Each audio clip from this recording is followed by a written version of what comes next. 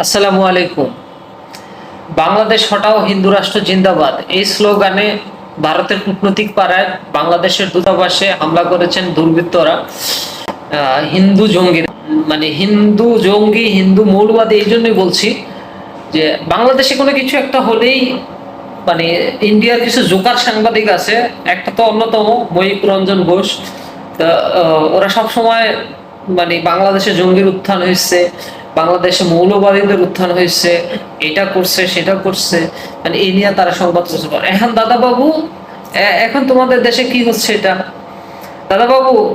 ওই যে যখন হয়েছে, ওই শেখ হাসিনা পলায় গেছে, তখন ওই গণভবন থেকে মানুষের অনেক কিছু নিয়ে আসছে, যে চেয়ার আসবাবপত্র ভাঙচুর করছে, নিয়ে আসছে। এটা ছিল দাদাবাবু 16 বছরের ক্ষোভ, শেখ হাসিনার প্রতি মানুষের 16 বছরের ক্ষোভ ছিল সেটা। তোমাদের দেশে, তোমাদের কলকাতায় ওই যে মেসিরে দেখতে না পায়া স্টেডিয়াম লুট হয়ে যায়, স্টেডিয়ামের কার্পেট পর্যন্ত তোমাদের মানে ইরা দাদাবাবুরা নিয়ে যায়। ঠিক আছে, তখন তোমাদের সভ্যতা কোথায় থাকে দাদাবাবু? তখন তো কোনো নিউজ করো না, জোকার।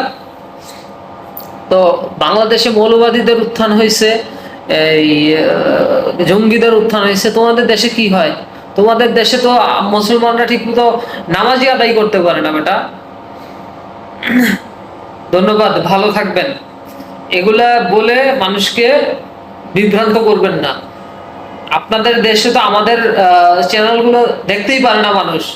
আমাদের চ্যানেলগুলো, আমাদের দেশের এইগুলো সংবাদগুলো যদি আপনাদের দেশে প্রচার করা হইতো, আপনাদের দেশে আপনাদের দেশের জনগণ আপনাদেরকে দৌড়াইতো, দৌড়াইতো আর পিটাইতো, দৌড়াইতো আর পিটাইতো।